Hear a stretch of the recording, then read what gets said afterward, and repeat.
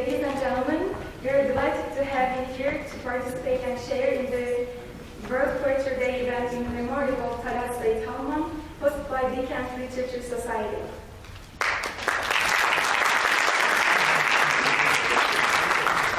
Now, I'm glad to invite the President of Bilkent Literature Society, Rahmat, to the stage.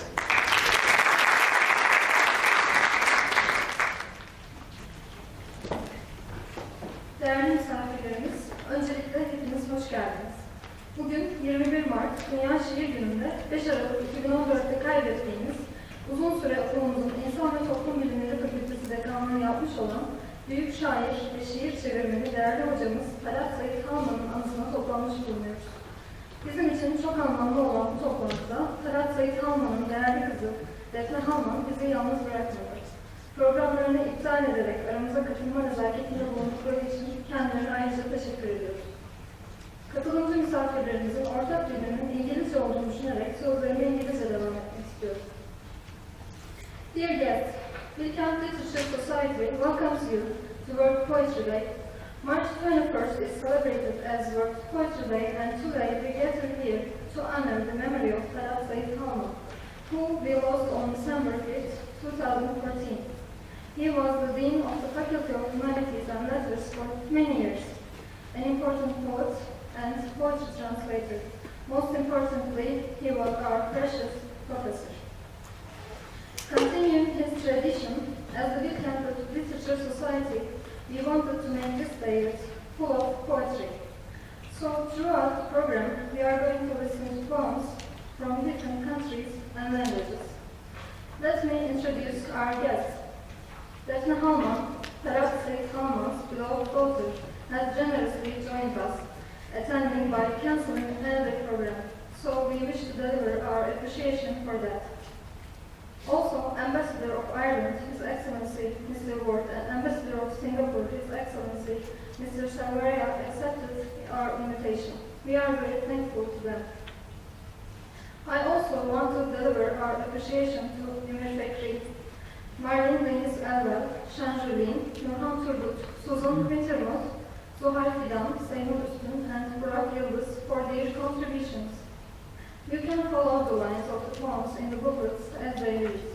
Lastly, I want to express my gratitude to Mr. Doonan, who has always been supportive and encouraging to us. Now, I am inviting dear Defne Halman to the stage to read one of Talât Halman's poems. I hope you will enjoy the program. Thank you very much.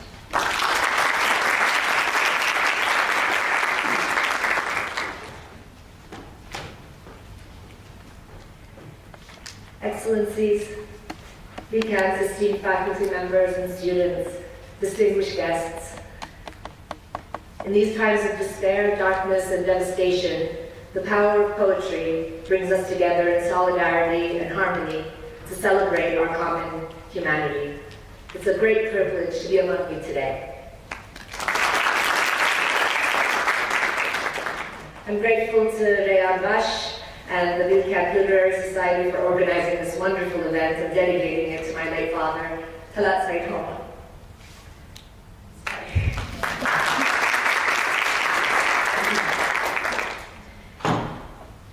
My father would have been extremely excited and honored to be commemorated on World Poetry Day. Let me put myself together, sorry. But this is especially meaningful and important. My father's love of poetry began at a very young age. His first poem was published when he was 6 years old. He spent his whole life working on poetry. Throughout his life, he held many different positions. He was Turkey's first Minister of Culture. He was successful in a huge variety of fields.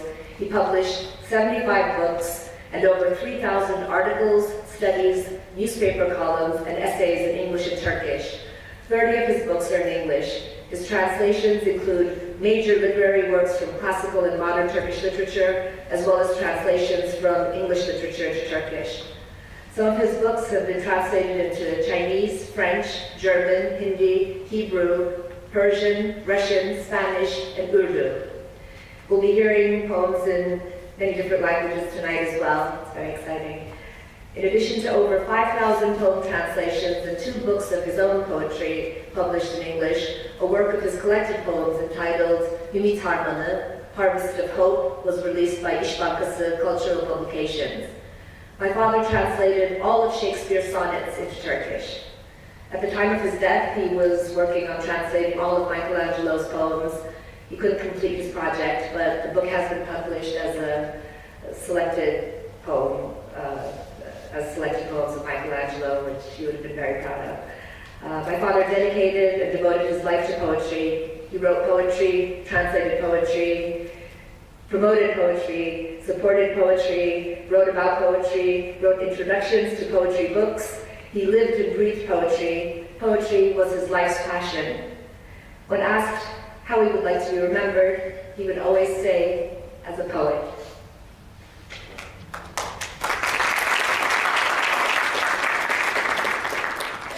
So I feel blessed to be able to share his poetry and fulfill his wish.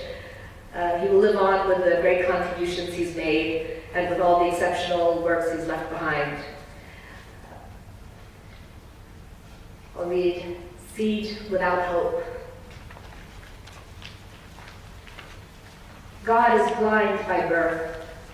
With one flap of its wings, a bird you had never fondled would create the sky for you all over again. In a leafless tree, you were going to find paradise. In dreams you never had, thrones were going to topple. No more brother's blood, no more torture or tyranny. From the wishing wells you never bent down to look into, the sun was going to rise. A religion with no love for sacrifice, a state without scimitars. A fruit you never bit into was going to give you all the tastes of love, forbidden and sacred. Perhaps you'd find a fountain in the palms of your hands when you held the withered roots for a moment, and a rainbow lurking in the caterpillar you never chased. Hermit crabs were to listen to the song you forgot to sing, and the sea was not going to sweep away the twittering footprints you left in the sand. Out of the children's graves you no longer visit, because heaven never answers your prayers, undying buds might spring up. God is deaf by birth.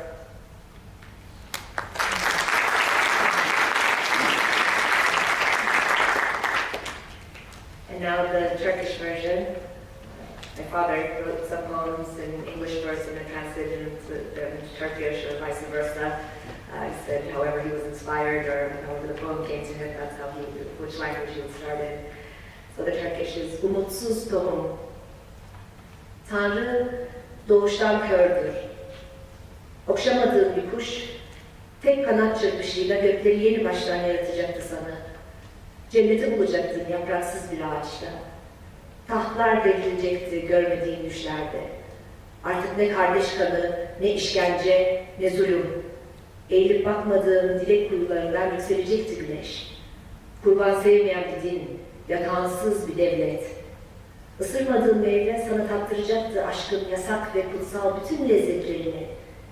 Belki bir pınar vardı avuçlarında bir an, tutup yere koyduğunu kurumuş köklerde. Ve bir ebem kuşağı bekliyordu peşine düşmediğin tırtılar. Şeytan minarları duyacaktı söylemeyi unuttuğun şarkıyı. Deniz silmeyecekti kumsalda bıraktığın cıvıl cıvıl izleri. 7 kat arş duana yankı vermiyor diye gidip görmez olduğun çocuk mezarlarından ölümsüz tomurcuklar fışkıracaktı belki. Tanrı doğuştan sağır.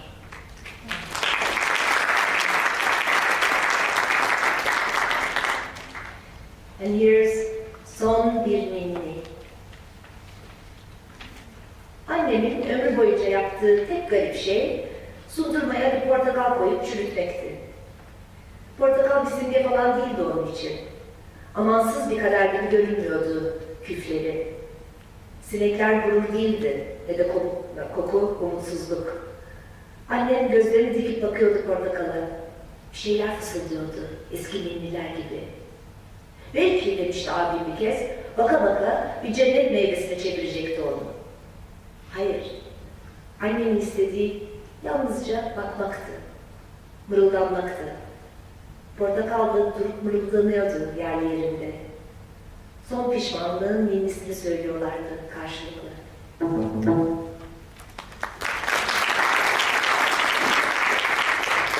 And Now I'm honored to invite Jeffrey Doonan, who will read the English version of the song Ninni.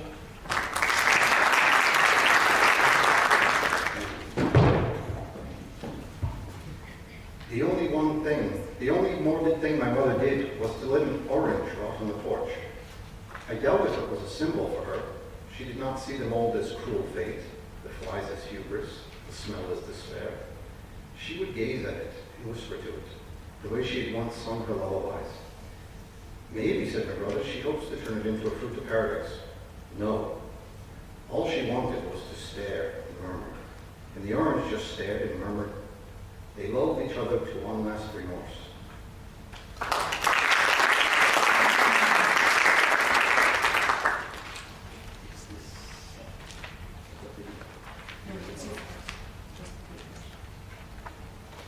Now I'm going to read the Sonnet 64 by William Shakespeare, and then we will actually hear Professor Halman read the poem on video. When I have seen my time by time's fell hand defaced, the rich proud cost of outworn and buried age, when sometime lofty towers I see down raised, and brass eternal slave to mortal rage. When I have seen the hungry ocean gain advantage on the kingdom of the shore, and the firm soil win of the watery main, increasing store with loss and loss with store.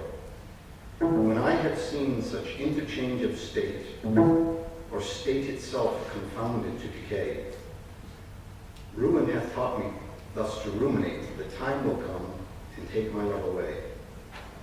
This thought is as a death which cannot choose but weep, to have that which it fears to lose.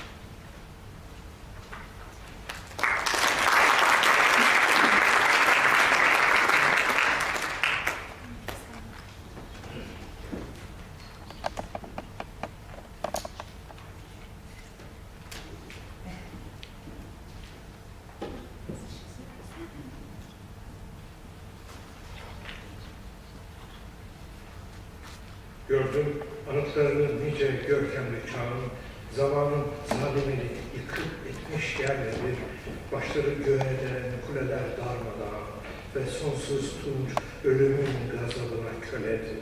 Gördüm her şey bozulur, sonsuz sürüp gidemez, en sağlam devlet bile günün birinde çürür. Yıkımlar düşündürdü beni ister istemez, er geç sevgilimi de zaman alıp götürür. Bana ölüm gibidir, ölmesinden korkarak hiçbir şey yapamayın, varlığına ağlamak.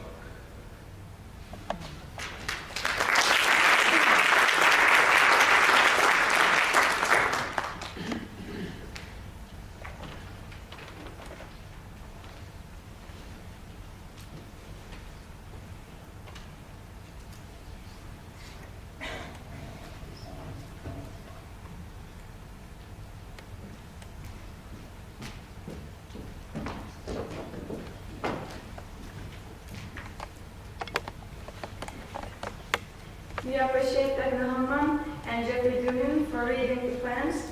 Now, I'm invited to the stage with my honor to introduce the Ambassador of Ireland, His Excellency Mr. Brandon Moore, to read the poem in Irish and English.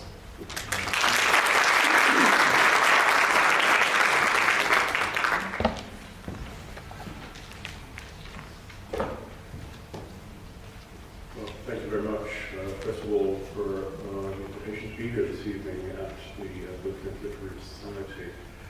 I visited practically every other university in Ankara in my first 18 months in Turkey, but this is actually my first visit to Bilkent.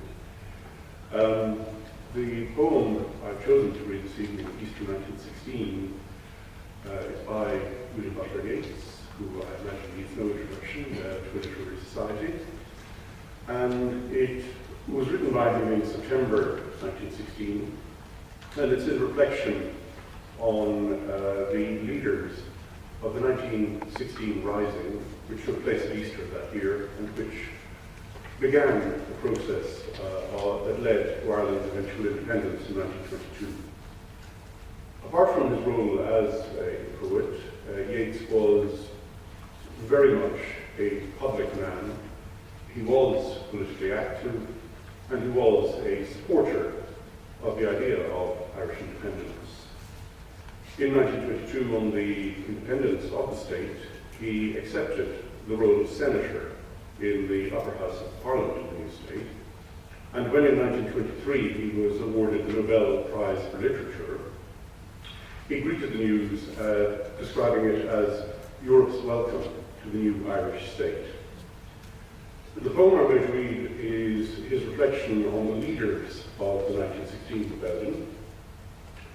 The rebellion took place during Easter week. About 1,200 Irish men and women rose in arms against the British administration in Ireland at that time.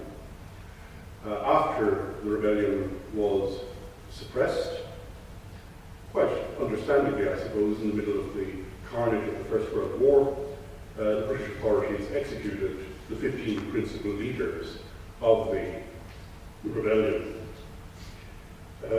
Yeats, who had known most of them in Irish nationalist circles, was, like most people, very surprised when their nationalist aspirations turned to armed rebellion. One of them, whom he refers to, a drunken, vainglorious lout, was, of course, the husband of his longtime love, Maud Von McBride.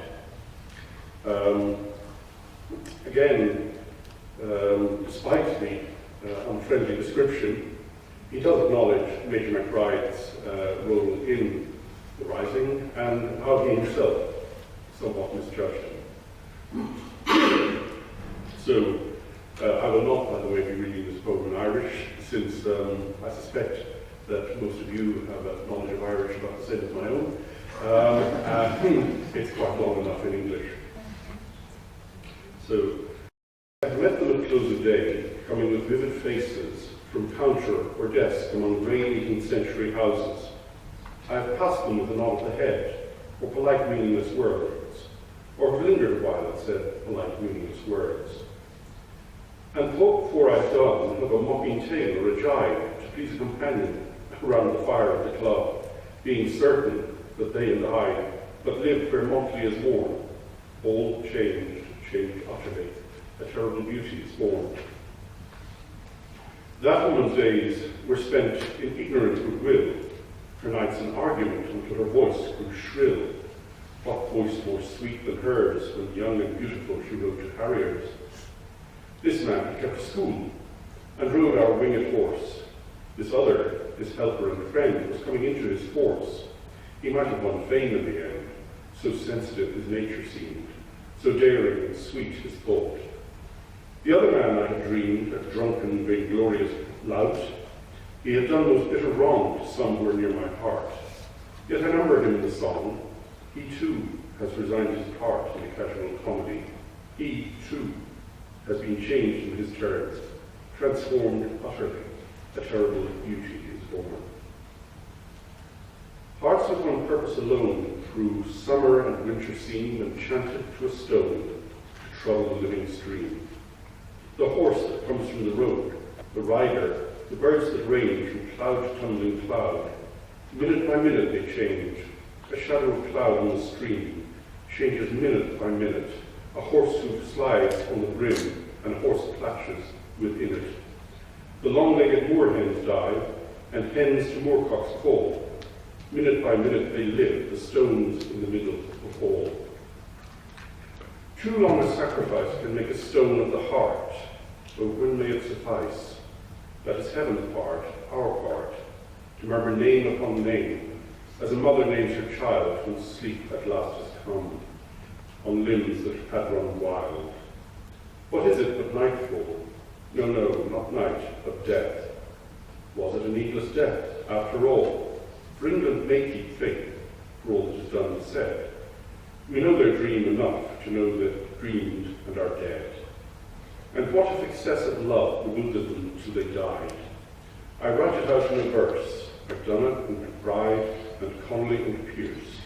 Now, the time to be wherever green is born, are changed utterly. A terrible beauty is born.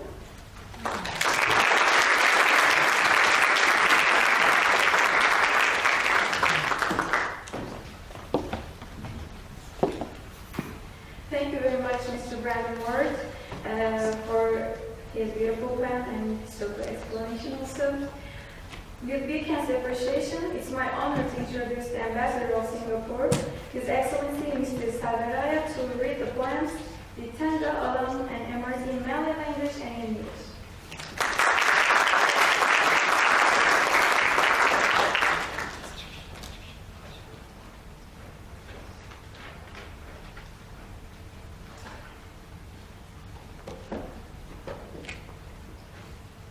Good evening.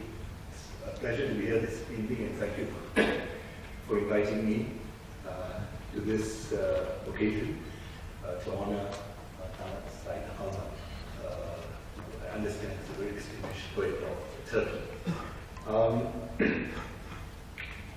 Probably those who know Singapore know that we are a very multiracial country, and we have three main races: Malays, Chinese, and Indians.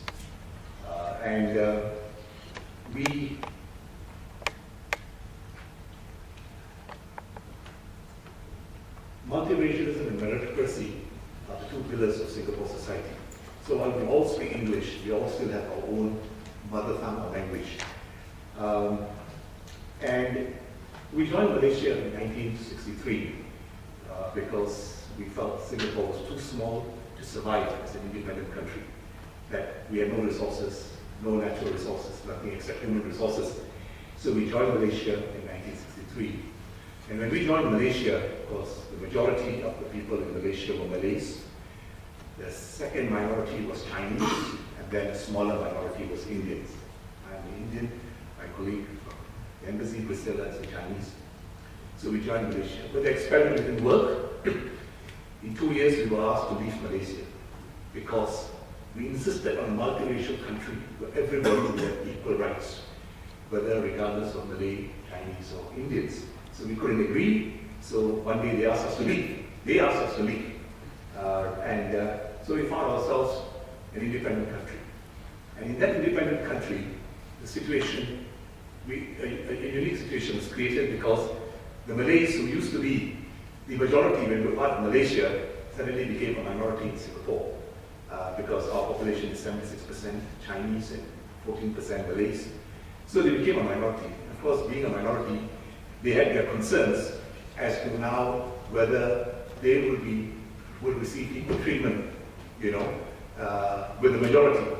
And of course, the government was determined to make sure that this commitment to multiracialism and meritocracy will continue. So you'll be surprised that in Singapore today, we are probably the only country in the world where our national anthem is sung in the language of 14% of people, the Malay people.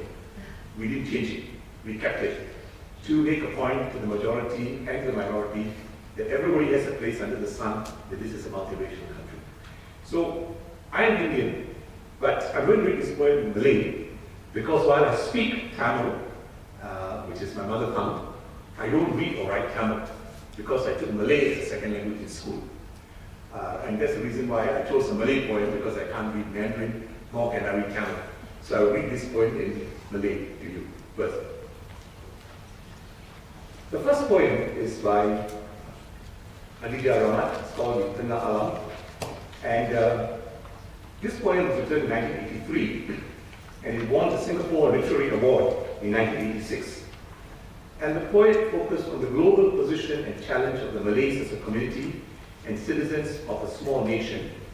But she was looking at it from an international perspective.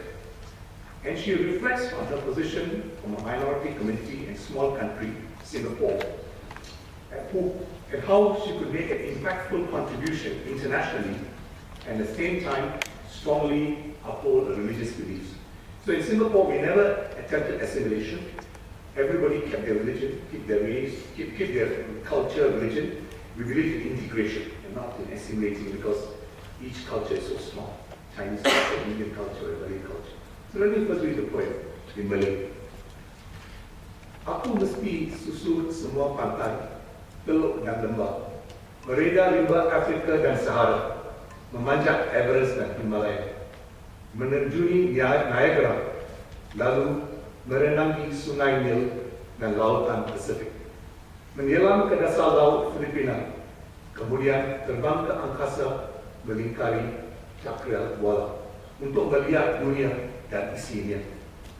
Bagaimana manusia seperti aku dari bangsa kerdil di tengah negara kecil mampu meneroka dan menimbang segala alam amat luas, dalam dan tingginya, menilai kebesaran Tuhan dengan kekecilanku. Mungkin aku menjadi butiran debu yang menempati alam dan kehidupan, mengelabui pandangan, atau aku seperti seekor serangga yang tiba-tiba ditelan sang katak. Alam rimba terus membisu, terus tidak tahu. Ia pernah hidup dan sebagian darinya. Bagaimana dan bila manusia seperti aku dari bangsa kerdil di tengah negara kecil akan lebih bererti dan bersedari di peta dunia, dapat mengukir sebuah bekas perjalanan sejarah, mengangkung sebutir kejorak di dada cakrawala sambil mengecap keredaan Allah.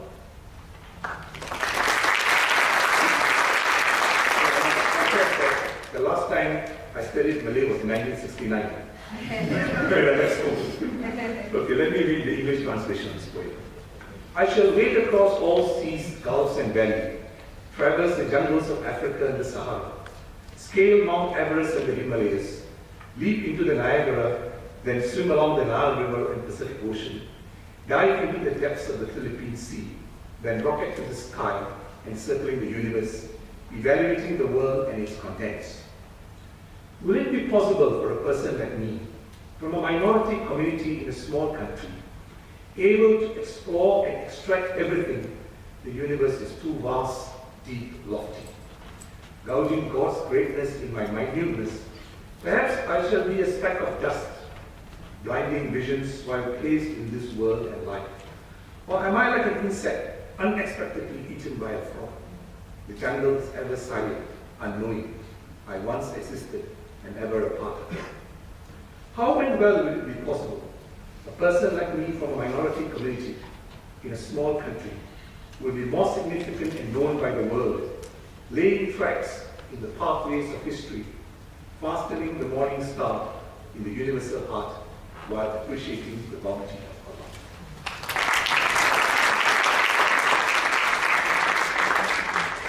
The second poem that I'm going to read is by Johar and it's called MRT. MRT, in short, is Mass Rapid Transit. That's the subway system in Singapore, the underground train, so it's called MRT. Yeah. And he's traveling on the MRT, and he's a third generation poet, and in his hand, sort of new spiritual and sophistic poems reached a certain prominent status. And the revival of interest in Islam in the Southeast Asian region was particularly significant at the end of the 70s decade. So it resulted in the emergence of interest in Islamic literature and poetry. And among thousands of spiritual poems produced, Johar's poems are highly commendable, and his niche works in Sufi's genre even began to receive regional attention and recognition. So one of his best and unique poems is entitled MRT, which describes his spiritual journey in the physical or the city context of Singapore, using urban metaphors that are simple and effective. So this is a rather novel expression in comparison to other Sufi poems, and tends to use metaphors from nature and cultural elements such as sea and boat. His poem MRT has successfully linked life in the present day to an important historical event in Islam. As the poet traveled in the MRT, he reminisced the time when the Holy Prophet Muhammad was transported by Buang, a heavenly creature, from Masjid al-Haram to Masjid al-Aqsa. And this physical journey was made synonymous with the spiritual journey of a person in his hope to meet his Creator. So let me read the poem first in Malay and then in English. Ketika aku dibawa oleh gerak cepat MRT Nabi dari Masjid Al-Haram ke Masjid Al-Aqsa, maknawi pribadi insan. Terbentang luas di alam gaib, di perhentian mana mesti kusinggah. Keturukan berabat ini terlalu membawa mata hatiku. Dari Yishun ke Tanah Merah, that's the station in Singapore, it's a subway station, Yishun ke Tanah Merah. Dari Pasir Ris ke Raffles City, it's another station. Seperti aku pun berlari mencarimu, dari Safa ke Marwah, dari Masrik ke Maghrib, dari alam Malakut ke alam Jabarut. Tuhan, aku tengada di jazirah panah ini. Kembangkan padaku sayap Jibril, limpahkan seberkas nurmu, ke dadaku suluhkan kembali jalan ke lembahmu.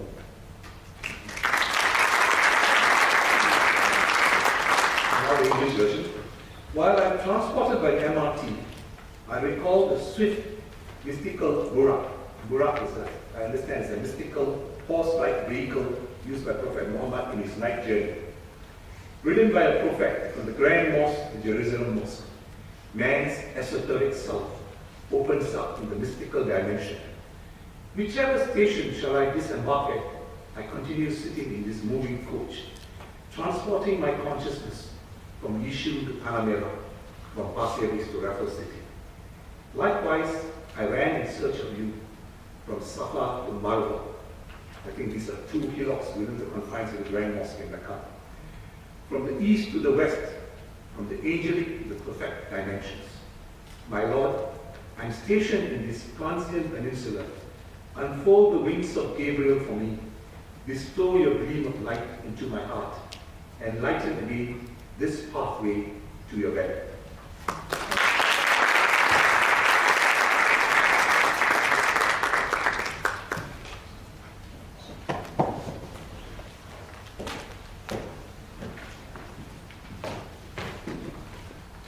Thank you very much, dear Ambassador.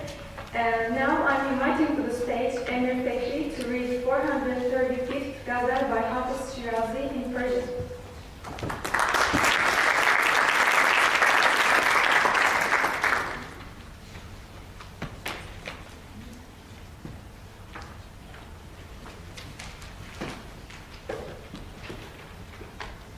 It's a pleasure to be with you and be able to share Hafez Shirazi or Hafez Shirazi at this memorial at this place. Thank you, everybody. با مدعی مگویید اسرار عشق و مستی تا بی خبر بمیرد در درد خود پرستی. عاشق شو ار روزی کار جهان سراید ناخوانده نقش مقصود از کارگاه هستی. دوشان صنم چه خوش گفت در مجلس مغانم با کافران چه کارت گر بت نمی پرستی. سلطان من خدا را زلفت شکست ما را تا کی کند سیاهی چنین دراز دستی. در گوشه سلامت مستور چون توان بود تا نرگس تو با ما گوید رموز مستی. آن روز دیده بودم این فتنه ها که برخاست که از سرکشی زمان با ما نمی نشست. عشقت به دست طوفان خواهد سپرد حافظ چون بعد از این کشاکش پنداشتی که جستی. Thank you.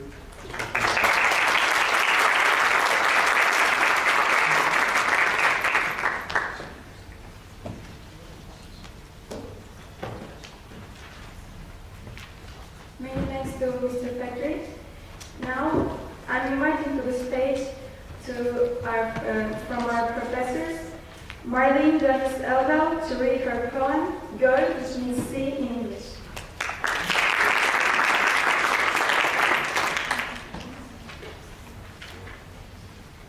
My poem is short, and since it's short, I'd like to take a moment to say a few words to all of you. I'd like to thank all of the students here tonight first, It is because of you that we're here. It is you that gives me hope for the future. It is you that helps me to remain here, not in my native land. I'm normally like a little California propagandist. Many people know that I'm very proud to become or be from California, but I'm also very proud and very happy to be here in Turkey. I know that we are going through hard times. I've been in this country since 1996, but I haven't ever regretted a moment being here. Talât Bey, he was a mentor to me when I was a student here. Even though I was studying political science, he still understood that kind of weird kitty cat. I wasn't always a poet, but he helped encourage me. So tonight when my student Sube asked me to read last week, I said sure, and I'd like to share one of my poems. I wrote this poem when I was a student at Boğaziçi University before I came to Bilkent. Before reading my poem first in Turkish, I'd also like to thank Defne for being here, and our ambassadors, our other faculty members. Mr. Ward, I'd like to thank the Irish people for helping to make my country, the United States of America, a great country. I'd also like to thank Mr. Selverajah. Singapore is a fantastic country. I've ridden on the MRT, all the lines, and if I leave Turkey one day and don't return to my native California, Singapore would be the choice that I would go to. I'll first start in Turkish with Gör, and then I will go to the English version. I first wrote this when I was watching an event at Bosphorus University, watching a graduation ceremony, and when I went back to my home, I just felt inspired to write this poem, and this is from the summer of 2003. Gör. Bütün genç yüzleri gör, bütün genç hayatlara oku. Ümit gelecek için güçlüklere aldırma. Bütün işçilerin bütün yorgun yüzlerini gör. Onların zor hayatlarını anla. Çalışmak gelecek için güçlüklere katlanacaksın. Bütün yaşlı yüzlerde geçmişi gör. Onların hatalarını hisset. Ümit gelecek için güçlükler yüce ve zordur.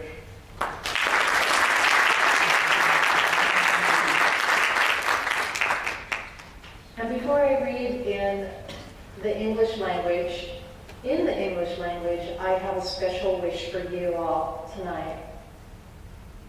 We just entered spring yesterday, and as we have entered this new season, I wish you all goodness, hope, happiness, and peace, and I believe we are all capable of achieving that state of peace. In English, Gör, see. See all the young faces, read all the young minds, hope for the future, hardship, pay no mind. See all the workers' tired faces, understand their difficult lives, working for the future. Hardship isn't kind. See all the old wrinkled faces, savor their wise minds. Hope, hope for the future. Hardship has been sublime.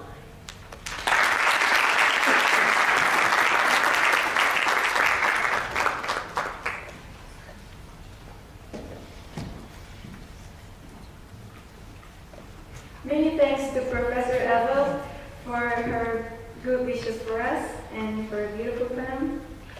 Now it's time to invite our dear professor, Susan Gale Wintermuth, to read selections from The Raven by Edgar Allan Poe in English.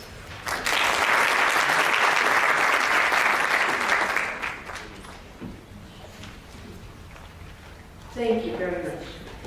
Edgar Allan Poe. Before there was pop music, there was pop poetry. Poetry that grabbed the attention for one reason or another and was embraced by the broad audience. The Raven is one of those poems that grabbed the American imagination. Now, this was before we had recordings, and what we had were the printed words, and these words struck a note for two reasons.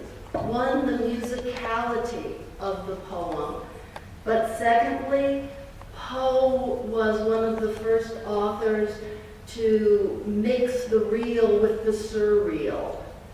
And in some of his work, you don't know reality and the other world.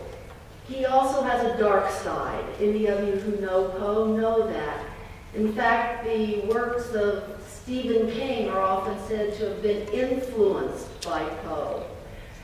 So, and is not to scare you, because I noticed my selections are longer than they should be. I will skip a couple of these stanzas, but not with losing any of the meaning. The first half of the poem sets the scene, a very dark, dreary night in December, straight out of a horror movie. There's a young man, he's in his room called Chamber, and he's trying to read some books to forget about a lost love named Lenore, when suddenly there is a happening. We don't know whether it's real or whether it's not real. But then the second half of the poem is his conversation with that happening. So, selections from The Raven. Once upon a midnight dreary, while I pondered weak and weary over many a quaint and curious volume of forgotten lore, while I nodded, nearly napping, suddenly there came a tapping, as of someone gently rapping at my chamber door. "'Tis some visitor," I muttered, tapping at my chamber door. Only this and nothing more. Ah, distinctly I remember, it was in the bleak December, and each separate dying ember wrought its ghost upon the floor. Eagerly I wished the morrow, vainly I had sought to borrow from my books surcease of sorrow, sorrow for the lost Lenore, for the rare and radiant maiden whom the angels name Lenore, nameless here forevermore. And the silken, sad, uncertain rustling of each purple curtain thrilled me, filled me with fantastic terror never felt before, so that now, to still my beating of my heart, I stood repeating, "'Tis some visitor entreating entrance at my chamber door, some late visitor entreating entrance at my chamber door. This it is, and nothing more." Back into the chamber turning, all my soul within me burning. Soon again I heard a tapping, somewhat louder than before. "Surely," said I, "surely that is something at my window lattice. Let me see then what thereat is, and this mystery explore. Let my heart be still a moment, and this mystery explore. Ah, 'tis the wind and nothing more." Open here I flung the shutter, when with many a flirt and flutter, in there stepped a stately raven of the saintly days of yore. Not the least obeisant maid he, nor a minute stopped or stayed he, but with mien of lordly or lady perched above my chamber door, perched upon Augusta Palace just above my chamber door, perched and sat, and nothing more.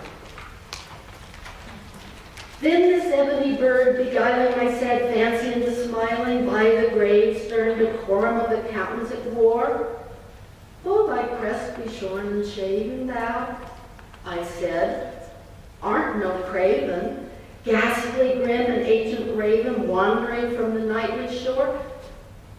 Tell me what thy lordly name is on the night's Plutonian shore." Quoth the raven, "Nevermore." But the raven sitting lonely on the placid bust spoke only that one word, as if his soul in that one word he did outpour. Nothing further than he uttered, not a feather than he fluttered, till I spacely more than muttered, "Other friends have flown before. On the morrow he will leave me, as my hopes have flown before." Then the bird said, "Nevermore." "Prophet, prophet," said I, "think of evil? Prophet still, if bird or devil? By that heaven that bends above us, by that God we both adore, tell the soul with morrow laden, if within the distant Aden it shall clasp a sainted maiden, whom the angels name Lenore, clasp a rare and radiant maiden, whom the angels name Lenore." Quoth the raven, "Lenore. Be that word our sign of parting.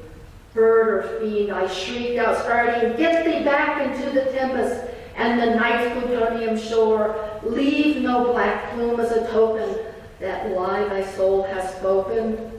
Leave my loneliness unbroken. Quit the bust above my door. Take that beat from out my heart, and take that form from off my door." Quoth the raven, "Nevermore." And the raven, never flitting, still is sitting on the pallid bust of Pallas, just above my chamber door, and his eyes have all the seeming of a demon's that is dreaming, and the lamplight o'er him streaming throws his shadow on the floor, and my soul from out that shadow that lies floating on the floor shall be lifted nevermore.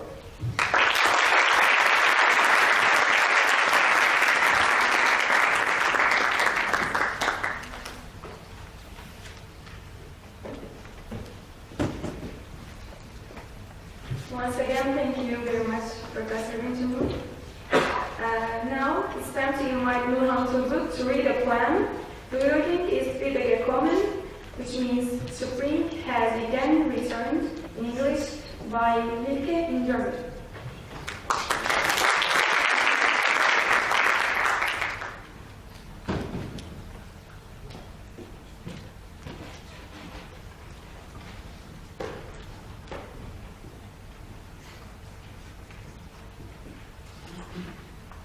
Öncelikle bizi bu güzel akşamda bir araya getiren öğrencilerimize çok çok teşekkür ediyorum. Alman şair ve yazar Rainer Maria Rilke'nin bir sonesini seçtim sizler için. Frühling ist wiedergekommen. Die Erde ist wie ein Kind, das Gedichte weiß. Viele, oh viele, für die Beschwerde langen Lernens bekommt sie den Preis. Streng war ihr Lehrer. Wir mochten das Weiße an dem Barte des alten Manns. Nun, wie das Grüne, das Blaue heiße, dürfen wir fragen, sie kann's, sie kann's. Freiheit, du Glückliche, spiele nun mit den Kindern. Wir wollen dich fangen, fröhliche Erde. Dem Trosten gelingt's. Oh, was der Lehrer sie lehrte, das viele. Und was gedruckt steht in Wurzeln und langen, schwierigen Stämmen. Sie singt's, sie singt's.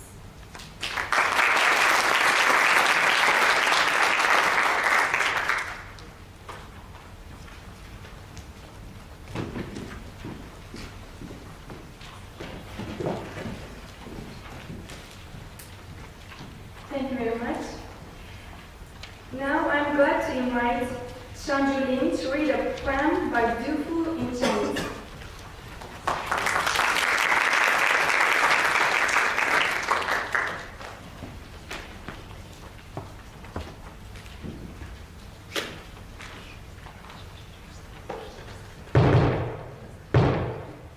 Hello everyone. I come from Taiwan, but our mother tongue is also traditional Chinese. And I'd like to read for you this A Night Abroad, 杜甫。旅夜抒怀，杜甫。细草微风岸，围墙独夜舟。星垂平野阔，月涌大江流。名启文章著，观音老病休。飘飘何所似，天地一沙鸥。谢谢 ，Thank you。Thank you, Shanju. By the way, she knows Turkish really good. And now I'm inviting Zuhal Fidan, which is one of our society members, to read a poem by Dufu and one by Li Bai in Chinese.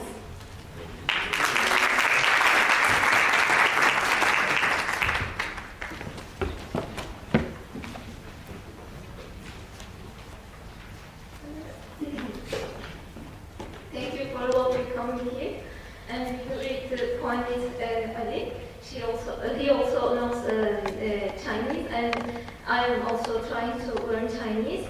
Before reading this poem, I want to give a little information. There are some symbols in this poem. First of all, Dufu. This is written by Dufu.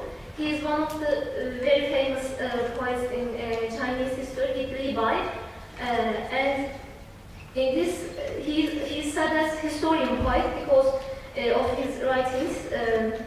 And this is from the classical Chinese poetry. There are two symbols here. One of them is wild goose, and it represents the message, also letters, the change of seasons here.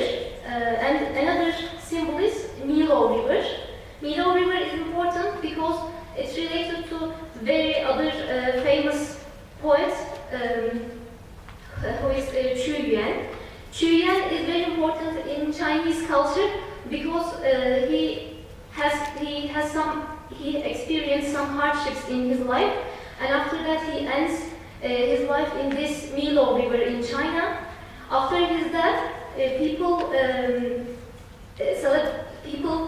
in order to commemorate people use dragon boats in the rivers, and they throw some special eat called zongzi.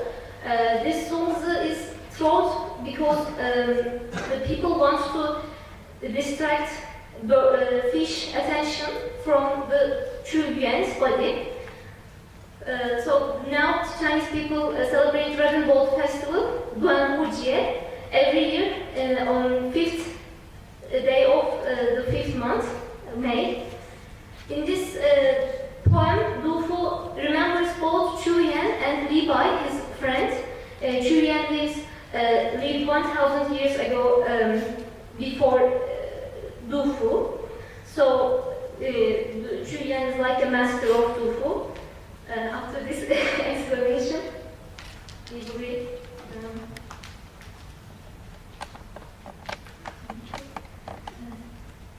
the title. 天魔坏李白，凉风起天魔，君色一如客，红颜几时到？江湖秋水多。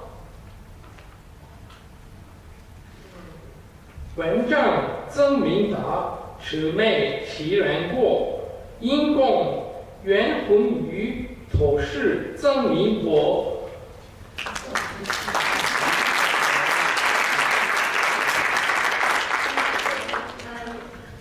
If you let me, I want to read English translation. Thinking of Levi at the end of the sky. Cold wind rises at the end of the sky. What thoughts occupy the gentleman's mind? What time will the wild blues come? The rivers and lakes are full of autumn's waters.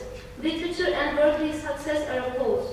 Demons, exalting human failure, told together with the hated poet. Here is Chu Yan. Throw a poem into Milo River. Thank you.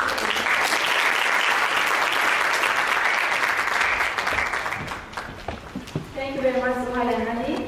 We appreciate your beautiful performance. Now it's time to invite Sayın Müslüm to read a poem by Leon Felipe in Spanish.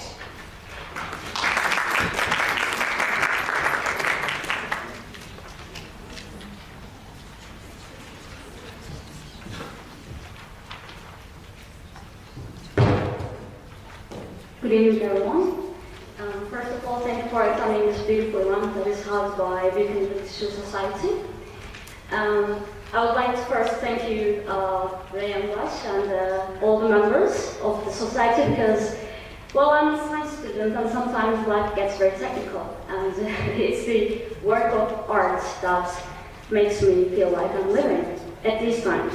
So, Bilkent Literature Society has really beautiful events, including this one, and made me feel like I'm living again, not just a mechanical research assistant who does all the things that a PC could do. Oh, sorry. So, thank you once again for having this beautiful event. I'm glad to be a part of the team. Okay, as you can see, I chose a poem in Spanish, but I'm not Spanish. I'm a Turkish person, but I'm Spanish in soul, and my love of the Spanish language made my parents to declare me as an honorary Spanish person.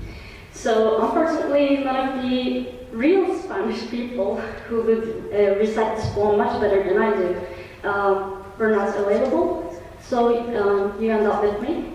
Sorry. So let me give you a brief information about Leon Fekri. He's a Spanish poet. The one name is Leon Fekri Camino Galicia. And he was born in Spain. He was a pharmacist, but he loved writing poems. And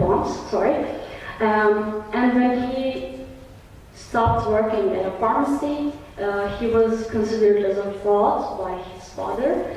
And then, due to some technical problems in the work, he went to jail for 2 years.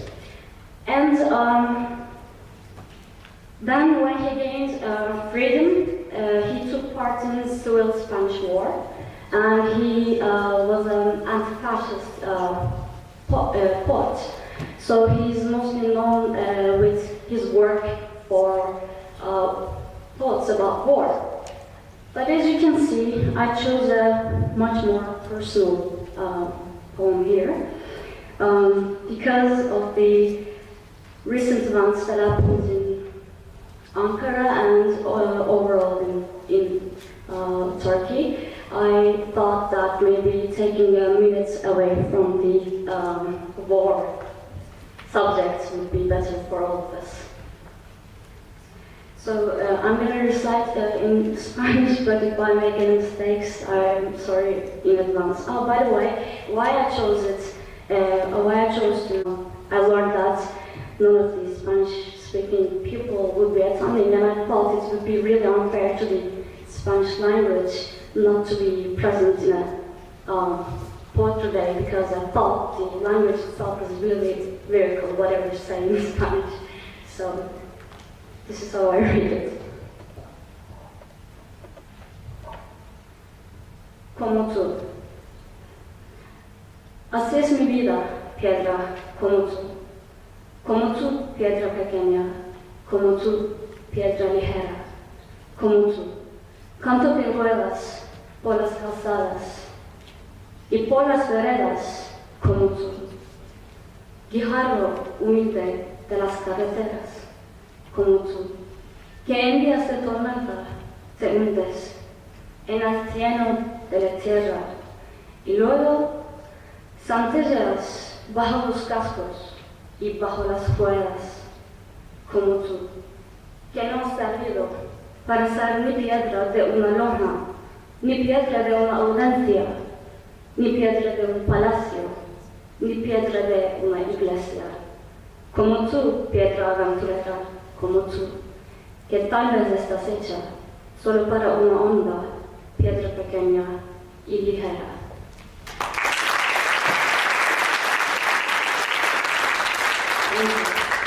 So this is the English version. Thus is my life, stone, like you, small stone, like you, light stone, like you, people that rolls over sidewalks and city paths, like you, humble people of the roads, like you, that on storm days you sink in the mud of the earth and then sparkle under the hooves and under the wheels, like you, who hasn't served to be the stone of a fish market, nor stone of a hearing, or stone of a palace, or stone of a church. Like you, Atlantic stone, like you, maybe you are made only for a sling, small stone, and light.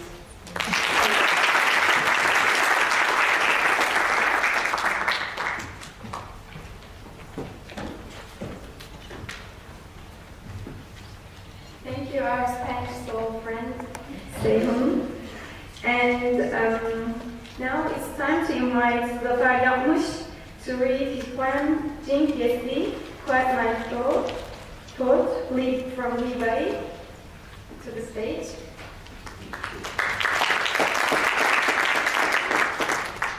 Hello everyone, my name is Zafer. I've chosen to read a Chinese poem because I've been studying Chinese since last year, and I really like the language, and I'm trying out new ways to improve it. This poem I'll be reading was written by Lullaby, which was a very influential poet in the Chinese history. He lived in the 8th century, and as my friend previously mentioned, he was friends with another very famous poet named Doonan. As you can see in the booklets, the poem is quite short. It's because there are a lot of symbols used in the poem, and mostly in the Chinese poems, symbols are more important than words. So I'll just read it. 床前明月光，疑是地上霜。竹头望明月，低头思故乡。The English translation for it is as follows. In front of my bed there is bright moonlight. Could it be frost on the ground instead? Raising my head, I gaze at the bright moon. Lowering my head, I think of my old village.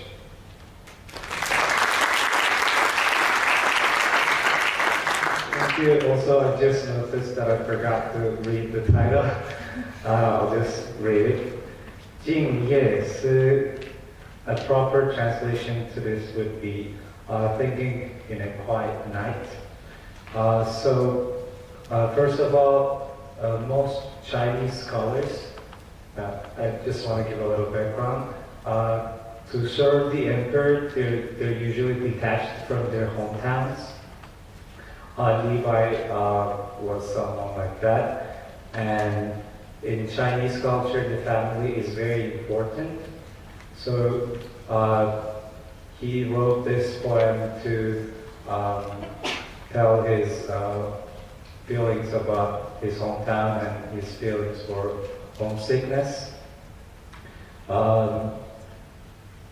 As you can see, there is a moon. Moon is same for everyone.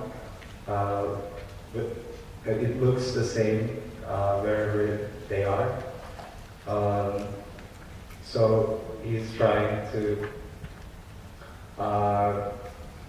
say that he feels close to his family wherever they are. Thank you for listening.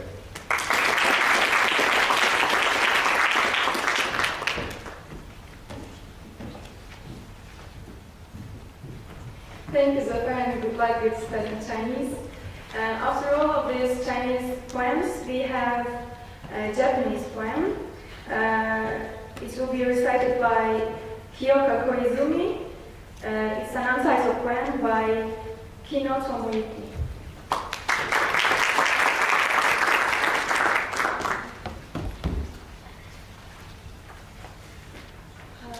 First of all, thank you for inviting me, and I'm really happy to be here as Japanese. This song is made by one of the famous aristocracy within the 1,000 years ago. And at the time, it was one of the fashion to make a like kind of song with limited word, composed of 31 words. Because I just read it. 久方の光のどけき春の日に静心なく花の散るろう It is difficult to translate English, so I just give a translation. In this song, he expressed his sadness to cherry blossom, which follows lustriously and lustriously, while the weather in the spring is found in the perfect and calm with beautiful sunshine. Thank you.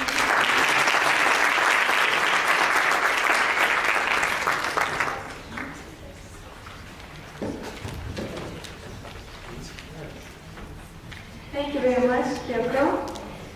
Now we have a French poem, but I know it's not on the booklet, so you can focus on the reader of the poem.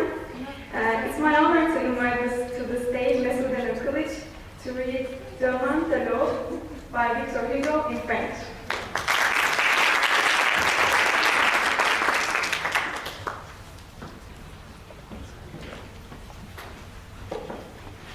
Hello, I'm really happy and excited. So I'm reading one of Victor Hugo's masterpieces, Doonan. Demain dès l'aube, à l'heure où blanchit la campagne, je partirai. Vois-tu, je sais que tu m'attends. J'irai par la forêt, j'irai par la montagne. Je ne puis demeurer loin de toi plus longtemps. Je marcherai, les yeux fixés sur mes pensées, sans rien voir de dehors, sans entendre aucun bruit, seul, inconnu, le dos courbé, les mains croisées, triste, et le jour pour moi sera comme la nuit. Je ne regarderai ni l'heure du soir qui tombe, ni les voiles au loin descendre à fleurs, et quand j'arriverai, je mettrai sur ta tombe un bouquet de houppères et de bruyères en fleurs.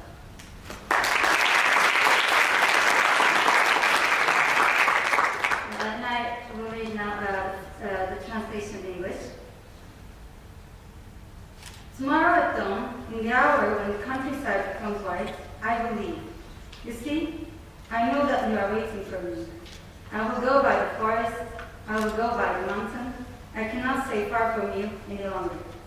I will walk the eyes, fixed on my thoughts, without seeing anything outside, nor hearing any noise. Alone, unknown, the back curved, the hands crossed, sad, and the day for me will be like the night. I will not look at the gold of the evening which falls, nor the faraway sails descending towards Africa. And when I arrive, I will put on your tongue a green bouquet of holly and flowering peaches.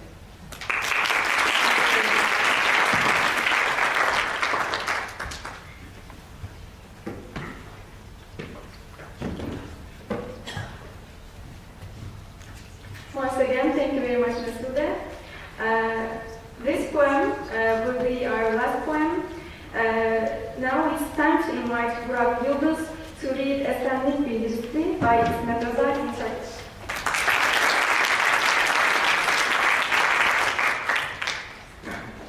Good evening, everybody, and thank you for your coming and honoring us in this beautiful event.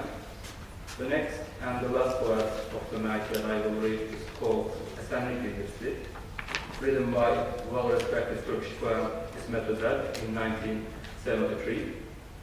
Unfortunately, we couldn't find the English translation of this poet, so I have to read only in Turkish. Esenlik Bildirisi.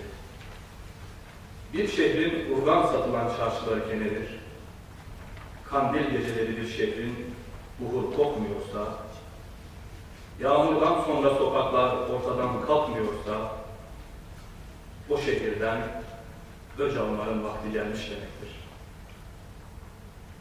Duygular paketlenmiş, tecime şey.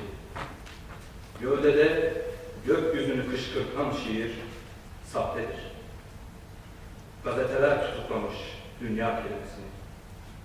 O dünyadan, o şiirden öc almalı demektir. Ölüm gelir. Ölüm duygusuna karşı saygısız. Ve zeka, babacan tavrıyla tiksinti verir. Söz yavan, kardeşlik şarkıları gayet tıkız. Öc alınmazsa çocuklar bile birden büyür. Yarı kesin, acı duymak ruhun fiyakasıdır. Kin susturur insanı. Adına çıran verir. Susulunca tutulan çetere simsiyahtır. O siyah, öc almakçasına gür ve bereketlidir. Vandal yürek, görün ki alkışlanasın, ez bütün çiçekleri kendine canavar verir. Haksızlık et, haksız olduğun anlaşılsın. Yaşamak bir sanrı değilse öc alınmak gerektir.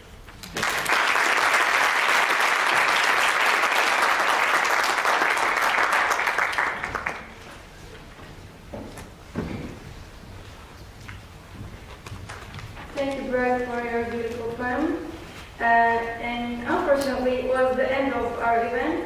Thank you for being a companion to us in this colorful journey. Thank you for coming here, and have a good evening.